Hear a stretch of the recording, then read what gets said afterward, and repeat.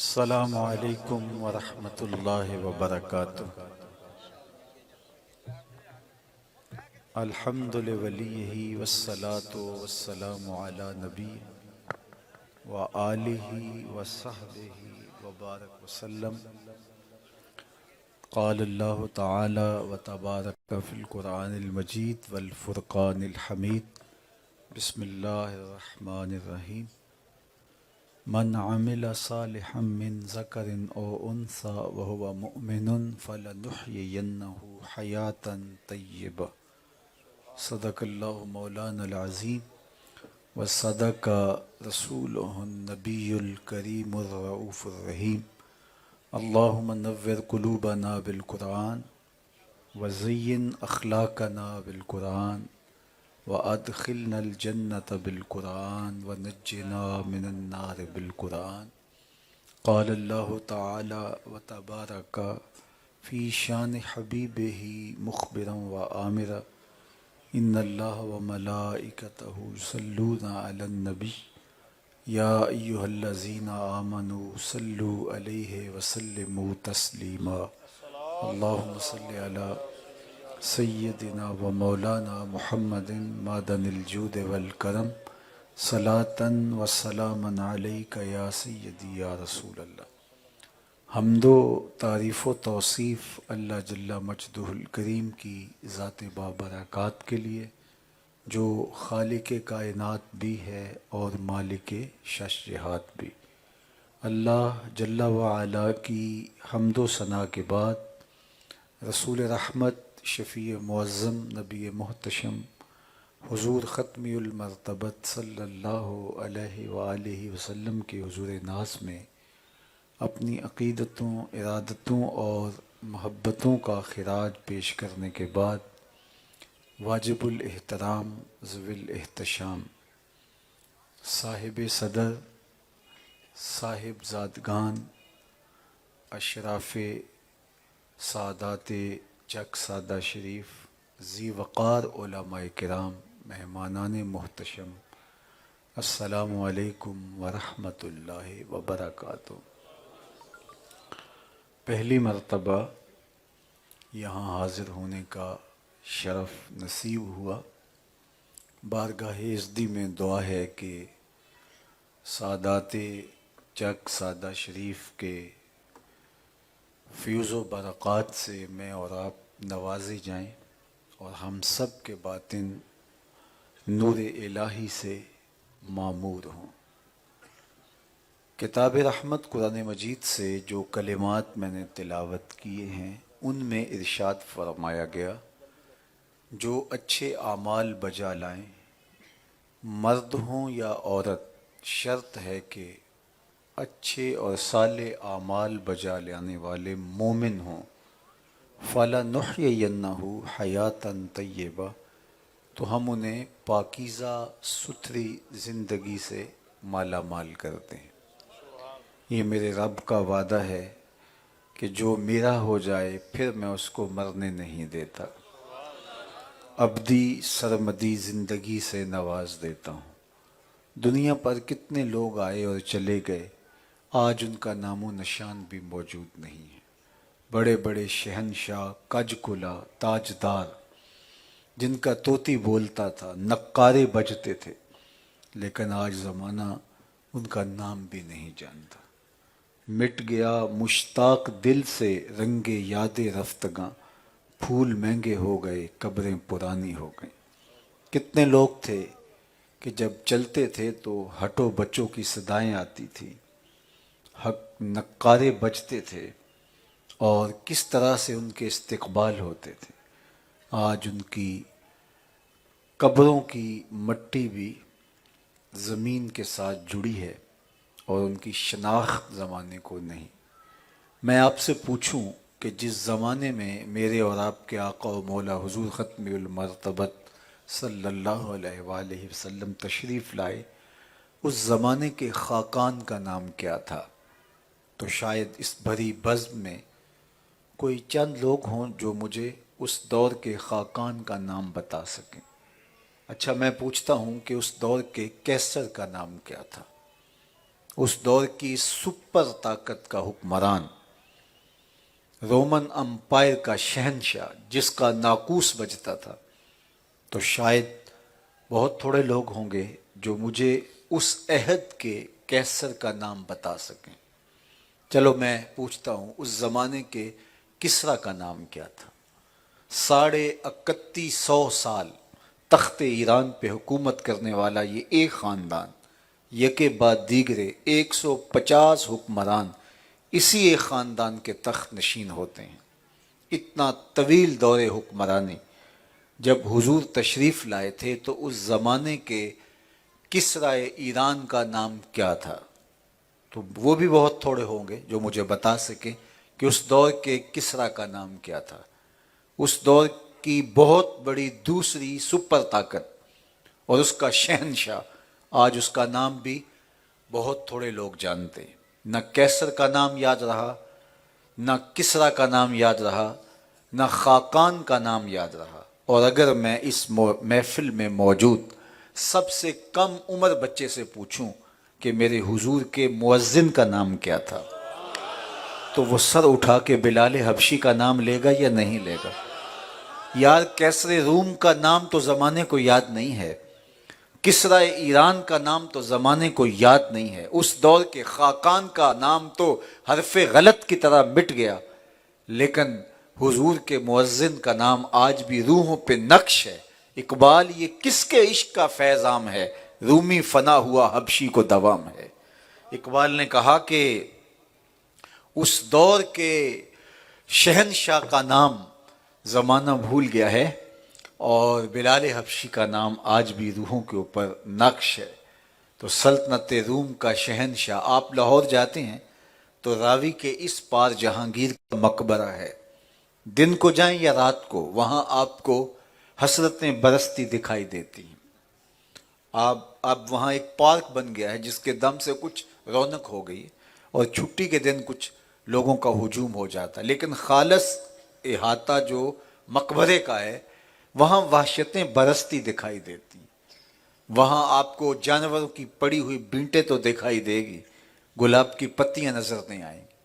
وہاں قرآن پڑھنے والے لوگ موجود نہیں ہوں گے، وہاں تاش کھیلنے والی ٹولیاں جگہ جگہ بیٹھی ہوں گی۔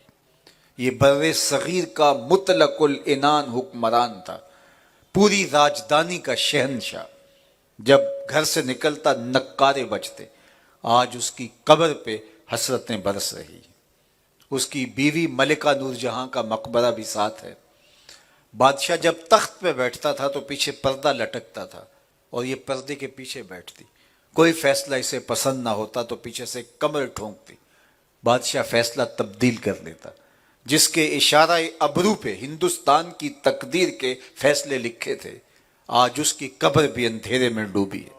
ان کی اپنی بیٹی کا شعر لوح مزار پہ لکھا ہے، بر مزار ماں غریباں، نہ چراغے نہ گلے، نہ پرے پروانہ سوزت، نہ صدائے بلبلے۔ ہم غریبوں کی قبر پہ نہ کچھ چراغ جلانے آئے گا، نہ کوئی پھول ڈالنے آئے گا، نہ کسی بلبل نے گیت گانے ہیں اور نہ کسی پروانے نے پر جلانے ہیں۔ بر مزار ماں غریباں، آج یہ غریب بنے بیٹھے ہیں۔ یہ مطلق العنان حکمرانوں کی کہانی ہے، یہ راوی کے اس پار کی کہانی ہے۔ اب راوی کا پل پار کر جائیں، ایک لوح مزار ادھر بھی ہے۔ یہاں تو لکھا ہے بر مزار ماں غریباں، نہ چراغے نہ گلے، لیکن راوی کے اس پار لوح مزار پہ شعر لکھا ہے، گنج بخش فیض عالم، مظہر نور خدا، ناکساں را پیر کامل، کاملاں را رہنما، سید حجویر مخدوم امم، مرکد او پیر سنجر را حرم۔ ارے میں گسارو سویرے سویرے، خرابات کے گرد پھیرے بپھیرے، کبھی اس طرف بھی گزر کر تو دیکھو، بڑی رونقیں ہیں فقیروں کے ڈیرے۔ فَلَنُحْيِيَنَّهُ حَيَاتًا طَيِّبَةً۔ دن کو چلے جاؤ، شام کو چلے جاؤ، کڑکتی دوپہر میں چلے جاؤ، چھٹی کے دن چلے جاؤ، ورکنگ ڈے چلے جاؤ، عید کا دن چلے جاؤ، مارشاء اللہ نافذ ہو، کرفیو لگا ہوا ہو، جس موسم اور رت میں بھی جاؤ گے وہاں آپ کو ہجوم عاشقاں ملے گا۔ کچھ بد نصیب لوگوں نے امن کی ان آماج گاہوں کو اجاڑنا چاہا اور جگہ جگہ بم دھماکے کیے، اور اس کی زد میں حضرت داتا گنج بخش علی حجویری علیہ رحمہ کا مزار نور بھی آیا، اور ساری رات وہاں لاشیں اٹھائی جاتی رہیں، لیکن جب صبح ہوئی تو مسجد نمازیوں سے بھری ہوئی تھی۔ یہ وہ ہجوم عاشقاں ہے، دلوں میں رکھی ہوئی وہ محبت ہے جو اللہ نے اپنے بندوں کے لیے دلوں میں ڈال دی ہوتی ہے، یہ کبھی ختم نہیں ہونے والی۔ فَلَنُحْيِيَنَّهُ حَيَاتًا طَيِّبَةً، یہ ستھری اور پاکیزہ زندگی کا تصور ہے۔ علامہ اقبال علیہ رحمہ نے اپنی والدہ کے انتقال پہ ایک مرثیہ لکھا اور اس میں نظریہ ارتقاء پیش کیا۔ ایک تو نظریہ ارتقاء ڈارون کا ہے، جس میں وہ کہتا ہے یہ پہلے بندر اور پھر مہذب ہوتے ہوتے انسانوں کی موجودہ شکل میں ہیں، تو وہ انسان کی تاریخ اتنا لے گیا، حالانکہ قرآن نے لَقَدْ خَلَقْنَا الْإِنسَانَ فِي أَحْسَنِ تَقْوِيمٍ، انسان کے عالی شان آغاز کی کہانی بیان فرمائی۔ بہرحال وہ ایک تو وہ نظریہ ارتقاء ہے، لیکن اقبال نے جو نظریہ ارتقاء پیش کیا ہے وہ دوسرا ہے۔ وہ کہتے ہیں ہر شے کی فطرت میں نشو و نما کی آرزو رکھی گئی ہے، وہ ہر شخص جہاں ہے وہ اس سے آگے بڑھنے کی ایک فطری تمنا رکھتا ہے، اور وہی تمنا اس کو متحرک اور فعال کیے ہوئے ہے۔ وہ آگے بڑھنے کی آرزو میں محنت کرتا ہے، تگ و تاز کرتا ہے۔ اس کی مثال انہوں نے دی، جس طرح زمین کی کوک کھود کر کے اس کے اندر بیج ڈال دیا جاتا ہے، تو بیج جب زمین کی کوک میں ڈال دیا گیا تو پھر وہ اگنا شروع ہو جاتا ہے، تو وہ کومپل کی شکل میں نمودار ہوتا ہے۔ تو بیج سے بہتر شکل کومپل کی، کومپل سے پھر تنا بنا، تنے سے شاخیں، شاخوں سے پتے، پتوں سے کلیاں، کلیوں سے پھول، اور پھولوں سے پھل۔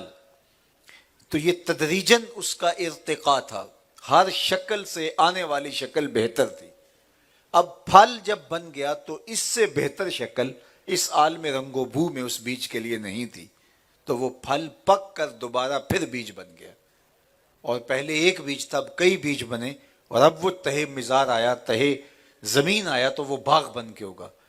تو جب ارتقاء کے مراحل ختم ہو جاتے ہیں تو پھر دوبارہ وہ بیج میں آتا ہے۔ تو اقبال کہتا ہے کہ انسانی کمال اور عروج اور بانک پن پانے والے جب ارتقاء کے سارے مراحل طے کر لیتے ہیں تو پھر وہ دوبارہ لحد میں اترتے ہیں، تو ان کی ایک نئی شکل اور صورت گری ہوتی ہے۔ ذرا اس رنگ کو اقبال نے جو اپنے لہجے میں بیان کیا ذرا دیکھیے۔ فطرت ہستی شہید آرزو رہتی نہ ہو، جب بیج کو زمین کی کوکھ میں ڈال دیا گیا، اب اس کی نشأت ہونے لگی اور اس کا کلیجہ پھٹا اور اس سے کومپل پھوٹی اور زمین کا کلیجہ چیر کے باہر آئی۔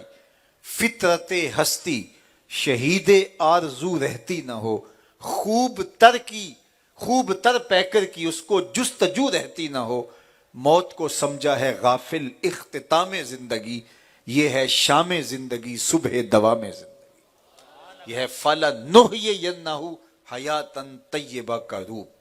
حضرت ربعی بن حراش جلیل القدر تابعی ہوئے، امام ابو نعیم نے حلیہ میں لکھا، الروض الانف کے اندر امام سہیلی نے لکھا، اور بھی لوگوں نے، حضرت امام سیوطی علیہ رحمہ نے کفایت الطالب اللبیب فی خصائص الحبیب میں لکھا، اور بھی لوگوں نے اس کو اپنے اپنے حساب سے درج کیا۔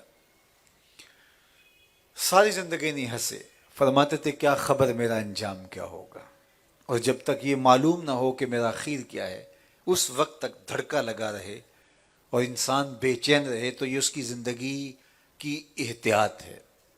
شیخ سعدی فرماتے ہیں جب دنیا پہ تو آیا تھا تو تو روتا تھا اور لوگ ہنستے تھے، زندگی اس طرح گزار کے تو ہنستا ہوا جائے، لوگ روتے رہ جائیں۔ یہ نہیں ہے کہ روتا ہوا آیا تھا روتا ہوا چلا جائے۔ تو بچے کی پیدائش پر، اور وہ بھی حضور علیہ السلام سے صحابہ نے پوچھا کہ حضور جب بچہ پیدا ہوتا تو روتا کیوں ہے؟ تو آقا کریم نے فرمایا اس کے ساتھ ایک ہمزاد جنم لیتا ہے جو اس کی پسلیوں کو چھیڑتا ہے، جس کی وجہ سے وہ چیختا ہے، روتا ہے، اور اس کا وہ رونا اس کی زندگی پہ دلیل ہے۔ بچہ پیدا ہو اور چیخے نہ تو ماں باپ تشویش میں مبتلا ہوتے ہیں، زندہ پیدا ہوا ہے، گوشت کا لتھڑا ہے، کیا ہے، تو جب وہ چیختا ہے تو پھر وہ خوش ہوتے ہیں، مبارکبادیں تب دیتے ہیں، اس کا رونا دال ہے اس کی زندگی پر۔ تو وہ شیطان، وہ ہمزاد جو ساتھ جنم لیتا ہے، اس کی وجہ سے وہ بچہ چیختا ہے، چونکہ وہ اس کی پسلیوں کو چھیڑتا ہے۔ آقا کریم سے پوچھا گیا، حضور جب آپ پیدا ہوئے تو آپ کے ساتھ بھی ہمزاد آیا تھا؟ تو فرمایا ہاں میرے ساتھ بھی ہمزاد نے جنم لیا تھا۔ تو صحابہ نے دوسرا سوال کیا، پھر اس نے تو آپ کے ساتھ ایسی کوئی حرکت نہیں کی؟ تو آپ نے فرمایا فلما رآنی اسلم، جب اس کی نظر میرے چہرے پہ پڑی تو اس نے کلمہ پڑھنا شروع کر دیا۔ امام نبہانی نے جواہر البحار فی فضائل النبی المختار کے اندر باقاعدہ باب باندھا ہے کہ حضور کا ہمزاد مسلمان ہو گیا تھا۔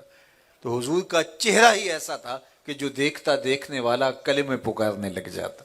دیکھنے والے کہا کرتے ہیں اللہ اللہ، یاد آتا ہے خدا دیکھ کے صورت تیری۔ تو ہمزاد جنم لیتا ہے ساتھ تو وہ پسلیوں کو چھیڑتا ہے، تو بچہ روتا ہے، تو اس کا رونا زندگی پہ دال ہوتا ہے، تو ماں باپ، رشتہ دار، اعزا و اقربا خوش ہوتے ہیں۔ تو شیخ بولے جب تو آیا تھا تو روتا تھا تو یہ ہنسے تھے، ایسے زندگی گزار کہ تو ہنستا ہوا جائے یہ روتے رہ جائے، یہ نہیں کہ تو روتا آیا تھا روتا ہوا ہی چلا جائے۔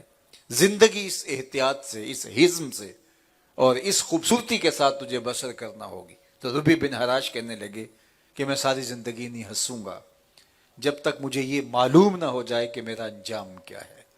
اللہ اکبر۔ حضرت باجید بستامی سے ایک بڑھیا نے سوال کیا، حضرت ایک مسئلہ پوچھنے آئی ہوں۔ پوچھا پوچھیے۔ کہا کہ میرے گدھے کی دم اچھی ہے یا آپ کی داڑھی اچھی ہے؟ یہ مسئلہ کوئی مجھے پوچھے پھر جانے کہاں پائے۔ لیکن باجید بستامی رو پڑے، فرمایا بڑھیا تیرے سوال کا جواب فی الحال میرے پاس نہیں ہے، یہ مرنے کے بعد ہی بتا سکتا ہوں۔ انتقال کے بعد بڑھیا کو خواب میں ملے، اس نے کہا میرا سوال وہیں کھڑا ہے، آپ بتائیے میرے گدھے کی دم اچھی ہے یا آپ کی داڑھی؟ تو حضرت باجید بستامی علیہ رحمہ فرمانے لگے کہ اللہ کا شکر ہے کہ اس نے میری مغفرت فرما دی، لہٰذا تیرے گدھے کی دم کو میری داڑھی سے کیا نسبت ہو سکتی؟ اس نے کہا بتائیے آپ کے رب نے آپ کے ساتھ سلوک کیا کیا؟ تو حضرت باجید بولے کہ جب میں مالک کے روبرو حاضر ہوا تو میرے مالک نے مجھے پوچھا کہ اے بوڑھے بتا میرے پاس کیا لے کر آیا ہے؟ 80 سال کی عمر میں انتقال ہوا تھا۔ اے بوڑھے بتا میرے پاس کیا لے کر آیا ہے؟ تو میں نے جواباً عرض کی مالک بادشاہوں کی چوکھٹ پہ جب فقیر آئیں تو شہنشاہ یہ تو نہیں پوچھا کرتے کہ کیا لے کر آئے ہو، فقیروں کو تو یہی پوچھتے ہیں میاں کیا لینے آئے ہو؟ میں لے کر کچھ نہیں آیا، تیری رحمت کا ملتجی اور سوالی بن کے آیا ہوں، اللہ نے بغیر حساب کے میری مغفرت فرما دی۔ تو جب تک یہ انجام نہ ہو، یہ یقین نہ ہو کہ میرا انجام کیا ہے، کیونکہ کتنے بڑے بڑے لوگ مرتبہ کمال تک پہنچے ہوئے اخیر ٹھیک نہیں ہوتی۔ انما الاعمال بالخواتیم، فرمایا گیا اعمال کا دار و مدار حسن خاتمہ پہ ہے۔ کتنے کتنے لوگ خاتمہ ہی اچھا نہیں ہوتا۔ اللہ اکبر۔ بلعام بن باورا کی مثال ہمارے سامنے، بنی اسرائیل کا مستجاب الدعوات ولی تھا، لیکن پھر اسی کے بارے میں کہا گیا مثلہ کمثل الکلب، اس کی مثال کتے کی مثال ہے، زبان لٹک گئی زمین چاٹتا تھا۔ اس لیے میاں صاحب بولے پڑھنے اتے مان کرینا نہ آنکھی میں پڑیا، او جبار کہار صداوے متا روڑ دیوے دودھ کڑیا۔ جب تک یہ یقین نہ ہو کہ میرا انجام کیا، اتنی دیر تک دھڑکا لگا رہے۔ یہ مومن کی زندگی ہے۔ حضرت امام ابو العالیہ تابعی ہیں، کتاب الایمان بخاری شریف اٹھائیے، وہ کہتے ہیں میں 30 اصحاب رسول سے زندگی میں ملاقات کی ہے۔ جلیل القدر تابعی ابو العالیہ کہتے ہیں کہ میں 30 اصحاب سے ملاقات کی ہے اور میں نے ہر ایک کو اپنے ایمان کے بارے میں سخت فکر مند پایا ہے۔ سارے یہ کہتے تھے دعا کرو کہ ایمان سلامت لے کے۔ ہم تو ٹھیکیدار بن جاتے ہیں نا، ہم تو سمجھتے ہیں کہ باقی سب کافر ہیں ہم مسلمان ہیں، ہم تو ٹھیکیداری لے لیتے ہیں۔ کوئی عاشق رسول ایسا قرار پایا کہ اس نے ٹھیکہ لے لیا، اور کوئی مسلمان ایسا قرار پایا کہ اس نے سب کو حقیر سمجھنا شروع کر دیا۔ جس نے 4 نمازیں پڑھ لی وہ سمجھتا ہے کہ بس باقی سارے جہنمی اور میں ہی جنتی ہوں۔ میرے امام نے تو کہا تھا ایک میرا ہی رحمت پہ دعویٰ نہیں، شاہ کی ساری امت پہ لاکھوں سلام۔ تو کہا کہ ہر صحابی اس بات سے خوف زدہ تھا اور کہتا تھا دعا کرو میرا انجام بخیر ہو جائے۔ رنگا رنگ سہیلیاں پرن کڑے پر پریا اس دا جانی ہے جس دا توڑ چڑھے۔ تو ربی بن حراش ساری زندگی ایسے ہی نہیں، فرماتے کیا خبر میرا انجام کیا ہوگا. جلیل القدر تابعین بصرے میں رہتے تھے. اچانک ان کا انتقال ہو گیا. ان کے بھائی ربیع بن حراش کو خبر دی گئی تمہارا بھائی ربعی انتقال کر گئے. تو وہ آئے, انہوں نے غسال کو بلایا اور کہا میرے بھائی کو غسل دو. وہ غسل دینے کے لیے جب داخل ہوا تو فوراً پلٹ آیا. تو ربیع کہتے ہیں غسال کو کہ اتنی جلدی؟ اس نے کہا یا تیرا بھائی بڑا عجیب ہے. اس نے کہا کیا ہوا؟ کہا نحنو نغتسلہ وہو یتبسم, ہم غسل دیتے ہیں وہ آگے سے باتیں کرتا ہے, آگے سے مسکرا رہا ہے. اس نے کہا ہاں, اس نے قسم کھائی تھی جب تک اچھا انجام نہیں دیکھوں گا مسکراؤں گا نہیں.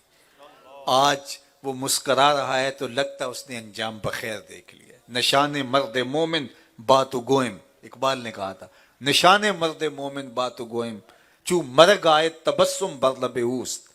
تجھے اللہ کے بندے کی نشانی بتاؤں, جب موت آتی ہے اس کے چہرے کے اوپر کامیابی کی مسکراہٹ ہوا کرتی ہے. عرش فرش تے بانگا ملیاں تے مکے پہ گیا شور, بلے شاہ سا مرنا نہیں تے گور پیا کوئی اور. فلا نحیینہ حیاتا طیبہ, کہا کہ تیرا بھائی بڑا عجیب ہے, ہم اسے غسل دیتے ہیں وہ آگے سے مسکرا رہا ہے. کہا میرے بھائی نے قسم کی تھی جب تک اچھا انجام نہیں دیکھوں گا نہیں مسکراؤں گا. آج جو مسکرا رہا ہے تو اس کا مطلب اس کا انجام بخیر ہو گیا ہے. پورے شہر میں خبر پھیل گئی ایک بندہ مرنے کے بعد مسکرایا ہے. بعض لوگوں نے کہا یار بندہ تو اچھا تھا, ہو سکتا ہے اعزاز ملا ہو. بعض نے کہا گھڑی ہوئی کہانیاں ہیں, بھلا مرنے کے بعد بھی کوئی مسکرا سکتا ہے؟ ایک بہت بڑا ہجوم بن کے روبی کے گھر کی طرف روانہ ہوتا ہے. کچھ محض تماشائی ہیں, کچھ تیکھے تیکھے سوال لیے ہوئے, کچھ زیارت کے شوق میں, کچھ ساتھ ویسے چل پڑے. اتنے میں ان کو غسل دے کے چارپائی پہ ڈال کے کفن بھی دیا جا چکا تھا. لوگ داخل ہوئے اور کہا السلام علیکم. تو ربعی بن حراش جو انتقال کر چکا ہے وہ کفن ہاتھ سے پیچھے ہٹاتا ہے اور بازو باہر نکال کے بولا وعلیکم السلام. سب حیرت میں ڈوب گئے. انہوں نے کہا اتتکلم بعد الموت, عجیب بات ہے یار, تم مرنے کے بعد باتیں کر رہے ہو, ہم نے تو تبسم کا سنا تھا اور ہم وہ تصدیق کرنے آئے تھے, تم آگے سے باتیں کر رہے ہو. اس نے کہا نعم اتکلم بعد الموت, ہاں ہاں میں مرنے کے بعد باتیں کر رہا ہوں. لوگوں نے کہا بتا تمہارے رب نے تمہارے ساتھ سلوک کیا کیا؟ تو ربی بن حراش بولے, ابو نعیم علیہ رحمہ نے حلیہ میں لکھا, یہ 4 صدی کے مجدد اور محدث اور بہت بڑے فقیہ ہیں. کہتے ہیں کہ جب انہوں نے کہا کہ کیا مرنے کے بعد باتیں کر رہے ہو, تو انہوں نے کہا کہ تمہارے رب نے تمہارے ساتھ سلوک کیا کیا؟ تو اس نے کہا استقبلنی ربی غیر غضبان واستقبلنی بروح وریحان, کہ میرے رب نے میرا استقبال اس طرح کیا کہ اس کے قدرت والے چہرے پہ کوئی غصہ نہیں تھا, اس نے روح و ریحان کے پھول میرے گلے میں ڈالے.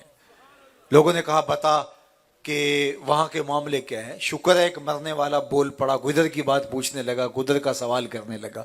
جب سلسلہ کلام طول پکڑنے لگا تو ربی بول کے کہنے لگی اجلوا بی ولا تؤخروا بی لان ابا القاسم ينتظر علی الصلاۃ, دیر نہ کرو مجھے جلدی قبرستان میں لے جاؤ, تم مجھے باتوں میں لگا رہے ہو, امام الانبیاء میرے جنازے کا انتظار فرما رہے. فطرت ہستی شہید آرزو رہتی نہ ہو. اب اس شعر کو سمجھیے, فطرت ہستی شہید آرزو رہتی نہ ہو, خوب تر پیکر کی اس کو جستجو رہتی نہ ہو. موت کو سمجھا ہے غافل اختتام زندگی, یہ ہے شام زندگی صبح دوام زندگی. فلا نحیینہ حیاتا طیبہ. آج ایک طویل عرصہ گزرنے کے بعد ان کے مزارات کیوں روشن ہیں؟ یہ ہجوم عاشقاں کیوں ہے؟ عقیدتوں اور محبتوں کی یہ کائنات کیوں آباد ہے؟ اس لیے کہ انہوں نے اپنے آپ کو مالک کے سپرد کر دیا, اور پھر یہ مرنے کے باوجود بھی حیات سرمدی پا گئے.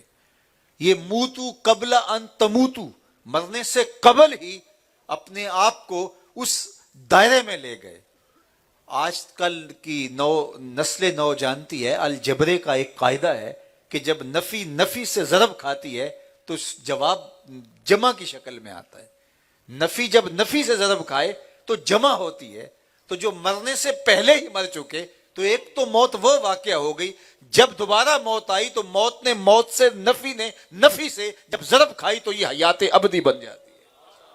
فلا نحیینہ حیاتا طیبہ, فطرت ہستی شہید آرزو رہتی نہ ہو, خوب در پہ کر کی اس کو جستجو رہتی نہ ہو، موت کو سمجھا ہے غافل اختتام زندگی، یہ ہے شام زندگی صبح دوام زندگی۔ بزرگوں کے آراس پہ آنے کا مقصد یہ ہے کہ ہم ان قبروں کو دیکھ کر کے اپنی زندگی کے چلن درست کریں۔ شکستہ اور ٹوٹی ہوئی قبریں بھی ہمیں عبرت دیتی ہیں، اور بزرگوں کے عالی شان مزارات بھی ہمیں عبرت دیتے ہیں۔ وہ قبریں ہمیں بتاتی ہیں یہ شہنشاہ کی قبر تھی، یہ کج کلا کی قبر تھی، یہ بادشاہ کی قبر تھی، انجام مٹی ہے۔ اور یہ وہ لوگ کہ جو دنیا کے اوپر گلیم پوش تھے، فقیر تھے، لیکن آج ان کی قبریں بھی زندہ ہیں۔ فقیر نام تنا دا باہو، قبر جنا دی زندہ ہو۔ یہ قبر ان کی جیتی ہے۔ لارڈ کرزن جب بر صغیر پاک و ہند میں وائسرائے بن کے آیا اور واپس جب پہنچا یہاں سے، اور اس نے اپنی یادداشتیں مرتب کی، تو اپنی یادداشتوں میں اس نے ایک بات یہ لکھی کہ میں نے بر صغیر پاک و ہند کے اندر اجمیر کے اندر ایک قبر دیکھی ہے جو پورے ہندوستان پہ حکومت کر رہی ہے۔ تو یہ ہے حیات طیبہ، یہ ہے زندگی۔ ورنہ دنیا کے اوپر کتنے لوگ ہیں جو چلتے پھرتے مردہ ہوتے ہیں، اور یہ لوگ قبروں میں پہنچ کر کے حیات ابدی اور سرمدی پا لیتے ہیں، اس لیے کہ انہوں نے اپنی زندگیاں اپنے مالک کے نام لگا دیتے ہیں۔ تو اس لیے وہ قبریں جو شکستہ ہیں، وہ قبریں جو بڑے بڑے شہنشاہوں اور کج کلاہوں کی ہیں، وہ بھی برت دیتی ہیں۔ حضرت سیدنا غوث اعظم الشیخ عبد القادر جیلانی علیہ رحمہ و رضوان فرماتے ہیں، جاؤ قبرستانوں میں جا کر کے دیکھو کیسے کیسے حسینوں کی مٹی خراب ہو رہی ہے۔ جو بدن پر چٹکی مٹی بھی نہیں پڑنے دیتے تھے، آج ان کے کفن بھی تار تار ہو گئے۔ میں اور آپ ایک سفر کی طرف تیزی کے ساتھ روانہ ہیں، اور وہ موت کی طرف اٹھتے ہوئے ہمارے قدم ہیں۔ ایک بزرگ تھے، وہ فرماتے تھے مجھے اس بات کی سمجھ نہیں آتی کہ جو قرآن نے کہا ان الانسان لفی خسر، بے شک انسان خسارے میں ہے، تو وہ کہتے ہیں مجھے سمجھ نہیں آتی تھی انسان خسارے میں کیسے؟ کہاں گھاس پھونس کے جھوپڑے اور کہاں عالی نصب کوٹھیاں، اتنے عالی شان بنگلے اور گھر، تو خسارہ تو نہیں ہے، یہ تو عروج ہے۔ کہاں کچی سڑکیں اور پیدل چل چل کے تھک جاتے اور جوتے ٹوٹ جاتے، اور آج تارکول کی بچھی ہوئی سڑکیں اور جدید طرز کی موٹریں، تو انسان خسارے میں تو نہیں ہے۔ یہ لشکاریں مارتی مارکیٹیں، یالی نصب پلازے، ایٹم کا کلیجہ انسان نے شک کر لیا، زمین کی تنابیں تھام لی، کائنات کو مسخر کر لیا۔ کہاں وہ زمانہ تھا کہ پھٹے پرانے کپڑے ہوتے تھے، اور آج اتنے لباس لٹکے ہوئے ہیں کہ موسم بدل جاتا ہے، لباس بدلنے کی باری نہیں آتی۔ کہاں نانے شبینہ کو دنیا ترستی تھی، اور کہاں ٹیبل پہ اتنے کھانے کہ اختیار کریں کس کو کھائیں کس کو چھوڑیں۔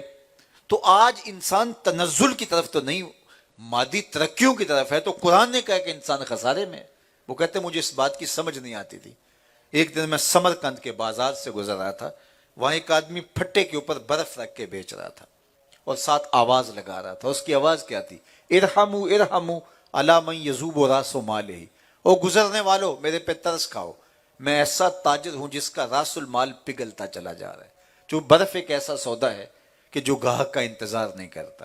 آپ کپڑا بیچتے ہیں، آج گاہک نہیں آیا، کل ہو سکتا ہے پڑا 6 روپے مہنگا ہو جائے، آپ کو فائدہ ہو جائے۔ آپ پیٹرول بیچتے ہیں، آج گاہک نہیں ہوا تو ہو سکتا ہے کل پڑا 7 روپے 8 روپے اوپر چلا جائے، تو آپ کروڑوں کے فائدے میں چلے جائیں۔ لیکن آپ اگر برف بیچتے ہیں تو برف کل مہنگی بھی ہو گئی تو برف ہی نہیں ہوگی، جو آپ کا راس المال ہے وہی پگھل چکا ہوگا، تو کیا فائدہ ہوگا؟ تو وہ برف بیچتے ہوئے یہ آواز لگا رہا تھا، اور لوگوں میرے پہ رحم کھاؤ، میں ایسا تاجر ہوں جس کا راس المال پگھلتا چلا جا رہا ہے۔ تو کہتے ہیں جب اس نے یہ آواز لگائی نا تو میرے قدم رک گئے، اور جب قدم ٹھہر گئے تو میں نے اس کو کہا، برف بیچنے والے کو، کہ مجھے ان الانسان لفی خسر کا ترجمہ سمجھ میں آ گیا۔ وہ اس طرح کہ جس طرح تیری برف پگھلتی جا رہی ہے میری زندگی پگھلتی جا رہی ہے، تیری برف قطرہ قطرہ پگھل رہی ہے، میری زندگی سانس سانس پگھل رہی ہے۔ اور اگر تو برف ابھی بیچ لے، اس کے بدلے میں کوئی درہم لے لے، دینار لے لے، پارچہ جات لے لے، کوئی اناج لے لے، تو تجھے فائدہ ہو جائے، اور میں بھی زندگی کی ان پگھلتی سانسوں کے بدلے درود پڑھ لوں، سلام پڑھ لوں، کسی دکھی کے سر پہ ہاتھ رکھ دوں، سجدہ کر لوں، قیام کر لوں، قومہ جلسہ کر لوں، تلاوت کلام مجید کر لوں تو میری یہ زندگی کے ایام کام آ گئے، میری سانسیں کام آ گئی. تو یہ زندگی سانسوں کی طرح، یہ سانسوں کے ساتھ پگھلتی ہوئی ہم سے ٹوٹ رہی ہے. ہم سوئے ہوئے ہیں تو زندگی پھر بھی ٹوٹ رہی ہے ہم سے، ہم جاگ رہے ہیں اور زندگی پھر بھی ٹوٹ رہی ہے. تو کتنے خوش نصیب لوگ ہیں جو اپنی زندگی کے بدلے میں اچھائی لیتے ہیں. جب آپ یہاں اس ہال میں داخل ہوئے تھے، آج داخل ہوئے تھے یا 2 دن سے 1 دن سے جب سے آئے ہیں، اس وقت سے لے کر اب تک آپ کی زندگی سے یہ 2 دن، 1 دن، 1 گھنٹہ، 2 گھنٹے جتنے بھی آپ کی زندگی سے نکل گئے ہیں. لیکن اس کے بدلے میں آپ واعظ لے رہے ہیں، نصیحت لے رہے ہیں، بزرگوں کی، سادات کی زیارت لے رہے ہیں. اس کے بدلے میں مسجد کی حاضری کا ثواب پا رہے ہیں، نمازوں کے اوقات میں نماز پڑھ رہے ہیں. تو وقت تو آپ کا بھی گزر رہا ہے، لیکن اس کا بدلہ، اس کا نتیجہ آپ اچھا لے رہے ہیں. جب چیز بیچی جاتی ہے تو اس کے بدلے میں کیا لیا جاتا ہے؟ ہم سانسیں بیچتے ہیں تو اس کے بدلے میں کیا لیتے ہیں؟ سب سے قیمتی اثاثہ ہمیں جو دیا گیا ہے وہ ہماری زندگی ہے. تو اگر یہ برباد ہو گئی تو کچھ بھی نہیں. حضرت امام شافعی فرماتے ہیں فقیر لوگوں کی 2 باتوں نے مجھے بڑا نفع دیا ہے. کہا ایک تو ان کی یہ بات کہ الوقت سیف قاطع، وقت کاٹ دینے والی تلوار ہے.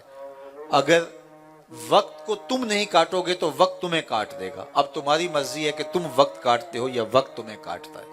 اور دوسری بات جس نے مجھے بہت فائدہ دیا وہ یہ کہ اپنے آپ کو نیکی میں مصروف کر دو ورنہ شیطان تمہیں گناہ میں مصروف کر دے گا. تو خوش نصیب ہیں وہ لوگ جو اپنی زندگیاں اللہ اور اس کے رسول کی راہوں پہ لگاتے ہیں، اور یہ بزرگوں کی تعلیمات بھی یہی ہیں. اللہ جزائے خیر دے اور آج کی برکت محفل کا ایک ایک لمحہ قبول فرمائے. وآخر دعوانا ان الحمدللہ رب الحمدللہ رب العالمین والصلاة والسلام علی اشرف الانبیاء والمرسلین. اللہ آنے والے زائرین کو، محبین کو، مریدین کو، مخلصین کو سب کو جزائے خیر عطا کر دے. اللہ آج کی بابرکت محفل کا ایک ایک لمحہ قبول فرما. ان اشراف اور سادات کی برکتیں ہم سب آنے والوں کا مقسوم کر دے. اٹھے ہوئے ہاتھ کبھی خالی نہ موڑے جائیں، پھیلی ہوئی جھولیاں رحمتوں سے بھر دی جائیں. بخت کی بہاریں نصیب ہوں، مقدر کی خزائیں رخصت کر دی جائیں. اپنی پناہوں کا حصار دے دے، آبرو بری زندگی دے دے. اللہ اس ڈیرے کو، آستان نور کو قیامت تک باقی رکھنا. صاحبزادگان کو سب کو برکتوں سے مالا مال فرمانا. جتنے لوگ آئے ہیں اللہ سب کے گھروں میں واپس پہنچنے سے پہلے پہلے آج کے اجتماع کی برکتیں سب کے گھروں تک پہنچا دے. اللہ اپنی خاص کرم فضل سے ہم سب کو مالا مال کر دے. میرے وطن کی خیر فرما، میرے ملک کو امن کے اجالے دے. اپنی عنایتوں کا حظ وافر. وصلی اللہ تعالی علی النبی الامین وآلہ وصحبہ.